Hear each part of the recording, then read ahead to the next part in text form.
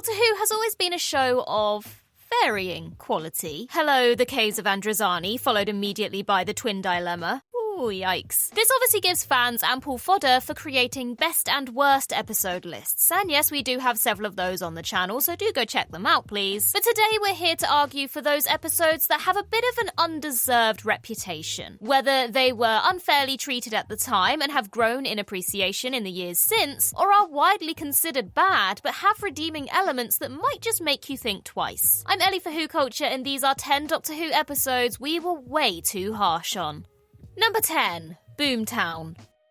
While Series 1 is considered a resounding success after returning Doctor Who to TV screens, revamping the show's format and introducing Christopher Eccleston as a new modern take on the Doctor, one of the episodes generally seen as a low point is Boomtown. Though not necessarily hated upon first broadcast, it was generally seen as a dud episode. A low-stakes, slow-paced filler sandwiched between two all-time great two-parters, The Empty Child and the Doctor Dances and Bad Wolf and the Parting of the Ways. Viewed outside of all the excitement and momentum of 2005 and Series 1's success, however, and Boomtown's perceived negatives become its strengths. Amidst all the chaos of new companions, world-ending Dalek threats, and regenerating Doctors, Boomtown allows the TARDIS team to slow down, giving us our only real glimpse of how the 9-Rose Captain Jack dynamic works on an average adventure. Boomtown also contains one of the best and most underappreciated scenes in all of Series 1, when the Doctor and Margaret Blaine go for a hot dinner date. It's a simple dialogue scene that's equal parts funny and dark, providing more valuable insight into the Ninth Doctor's war-damaged psyche, while giving Eccleston and Annette Badland some brilliant little moments to play off of each other.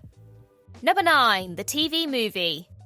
The 1996 Doctor Who TV movie has never had a particularly solid reputation within the fandom. A one-off failed pilot for a prospective American reboot of the series, its melodramatic tone, greater emphasis on action and romance, and younger, more dashing Doctor was seen as sacrilege in some corners of the fandom at the time. And to make matters worse, it also failed to capture the imagination of a new audience, making all of its changes and the development hell it endured to get there seem utterly futile. But in the years since, so many of the TV movie's perceived sins have become normalised. Though seen as a massive break with tradition at the time, it was in fact just the show once again changing with the times, as Doctor Who does better than any other franchise. The film's more romantic and action-oriented take on the Doctor went on to serve as something of a blueprint for the revival series, while Paul McGann's 8th Doctor has continued to grow in appreciation to the point that he's now a firm fan favourite, and is usually the first name thrown around whenever potential Whoniverse spin-offs are discussed. In a way, the TV movie was ahead of its time, though you'd have a hard time convincing fans of that in 1996. Number 8. It Takes You Away. Most people's memories of It Takes You Away tend to be focused on a single moment at the end, the bit where the Doctor has a heartfelt conversation with a sentient universe posing as a frog. Admittedly, it's a very surreal image, and compared with the rest of the episode's fairly low-key visuals, we're not hugely surprised it's the bit that has stuck in most fans' minds. However, its enduring reputation as the one with the talking frog has led to a lot of people forgetting just how good the rest of the episode is. Rewatch it again with fresh eyes, and It Takes You Away is actually one of the most heartfelt stories of the Whittaker era, cleverly exploring themes of loss, abandonment, and grief. Not only that, it's one of the few episodes from Series 11 and 12 that uses the 4-person TARDIS team to its advantage, with Graham, Ryan, and Yaz all having their own unique perspectives on what's happened, influenced by their own life experiences. Even the Doctor's final conversation with the frog can be heart-wrenching if you can look past the inherent absurdity of the visuals. Saving the day in a way other than simply defeating the baddie is always a nice change, and Jodie Whittaker really sells that the Doctor genuinely does consider the Solitrat a friend and is sad to see them go. Number 7. Day of the Daleks. Updated special edition DVDs of classic Doctor Who episodes are a contentious issue within the fandom. Is there anything to be gained from replacing old, outdated effects with new CGI? Or is doing so simply removing the charm that made those original episodes so good? But if there's one episode where this debate is reasonably one-sided in favour of modern DVD effects, it's Day of the Daleks. An intriguing political thriller involving human rebels travelling back in time to try and assassinate someone, only to cause the very war they're trying to avoid, the story story had all the elements that would make it seem like it was on track to be an early 70s classic. There is, however, one issue. The entire story builds towards one final confrontation between UNIT and the Daleks, a confrontation that is sadly undercut by the episode's budget, meaning that there were only 3 Dalek props available. Hardly an epic battle, is it? Worst of all, one of those was the gold-painted Supreme Dalek, making it impossible for the production team to disguise that the intended invading army was in fact a trio of Daleks wobbling about a field. The end result was so anticlimactic that it completely overshadowed the rest of the story. This is where the DVD special edition comes in. While there are many replacement effects and CGI additions, its main selling point is the increase in the Dalek invasion force, giving the final conflict the scale that was intended, and allowing the rest of the episode to shine unencumbered.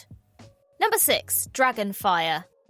Dragonfire is an episode that regularly crops up in Doctor Who supercuts, compilations, and lists, and it's almost always for the same reason. It contains one of the worst cliffhangers in Doctor Who history. And while there's no arguing that the Doctor inexplicably deciding to hang himself off a cliff for seemingly no other reason than the episode getting close to the 25-minute mark isn't utterly ridiculous, it does rather overshadow the rest of the story. Because beyond its bizarrely literal cliffhanger, Dragonfire is actually a fairly enjoyable and well put together example of late 80s Who. It features a unique setting, fun plot, the return of Sabalong Glitz, and, perhaps most importantly of all, the introduction of fan-favourite companion Ace and her trusty Nitro 9 explosives. And the cherry on top, one of the most shockingly graphic deaths in the show's history, where the BBC's effects crew pay homage to Raiders of the Lost Ark and melt the villain's face on screen. And while it's unlikely to end up an example of how the show gained a new lease of life right before cancellation, like Remembrance of the Daleks or The Curse of Fenric, it is still representative of how Doctor Who was still putting out good stories into the late 1980s. Number 5. Wild Blue Yonder.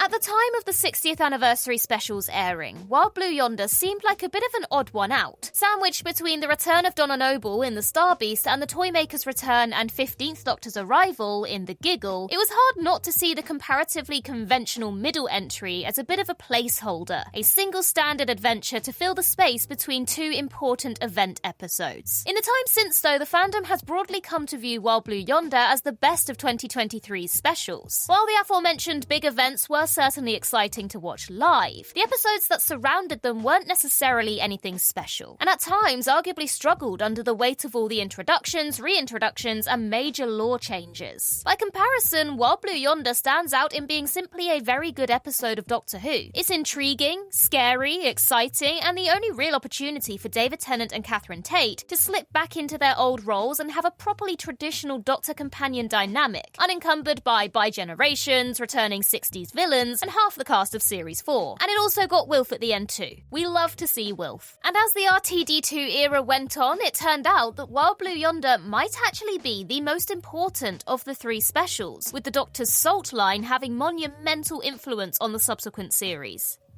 Number 4. The Trial of a Time Lord. In many ways, it's actually surprising that Trial of a Time Lord ended up being as good and coherent as it is. Possibly the season of Doctor Who with the most stacked against it from a production standpoint, it saw the show returning after an 18-month hiatus, with a reduced episode count and absolutely decimated budget. The producer's solution? Combine the season's 4 stories into one gigantic story arc involving the Doctor being put on trial by the Time Lords for his crimes of interference. The results are infamously mixed, with the Trial of a Time Lord arc quickly devolving into a barely followable legal drama that would randomly interrupt stories just to reiterate what had already been said and to cram in some more back and forth verbal sparring between the Doctor and his prosecutor and would-be executioner, the Valeyard. But while the overarching trial concept ended up something of a failed experiment, the episodes within this framing device do actually have some merit to them. The Mysterious Planet is admittedly one of Robert Holmes' weaker efforts, but Mind Warp is one of the 6th Doctor's very best outings, with its uniquely bleak tone and unusually grim fate for Perry proving highly memorable. And Terror of the Vervoids is fun in its own ridiculously campy way, with some truly terrifying, if slightly iffy-looking creature designs. Even the trial itself has some redeeming qualities, if only in how unintentionally comedic the 6th Doctor's endless reaction faces are, and how funny it can be to try and decipher Gallifrey's utterly incomprehensible legal system. Number 3. Love and Monsters. Love and Monsters is probably the revival series' first generally accepted bad episode. There were, of course, mixed reactions beforehand, with episodes like The Long Game, Boomtown, and The Idiot's Lantern coming in for a fair amount of criticism. But Love and Monsters might just be the first time since Rose that the entire fandom came together and agreed, this episode sucks. Recently, though, Love and Monsters has undergone a bit of a reappraisal. There are still some dodgy elements, like the Absorbloff's design never quite working on screen, or the extremely misguided and bizarre slab fetish joke. But other elements, like the relentlessly down-to-earth approach, even by Russell T Davis's standards, and Linda's dynamic as a group, have aged pretty well. It could be argued that, in a lot of ways, the episode was damned by being the first proper Dr. Light episode in the show's history. And while later episodes like Blink and Turn Left would inarguably improve on this format, they also massively benefited from Love and Monsters having set the precedent that not every episode is going to have the Doctor. Watching it back knowing this, rather than expecting a more traditional episode, it's easier to appreciate the things it does right, as well as its missteps. Number 2, Warriors of the Deep.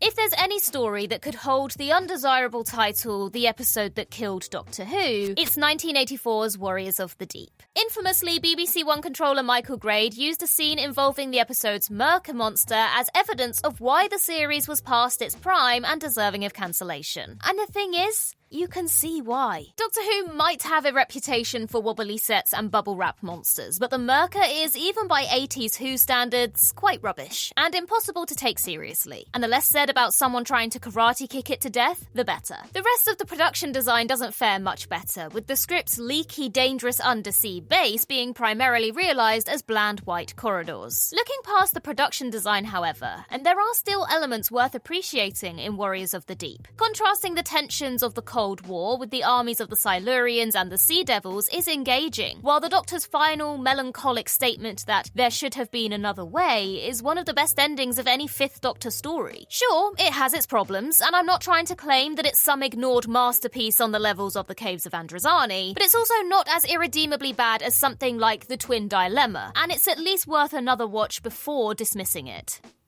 Number 1, Sleep No More.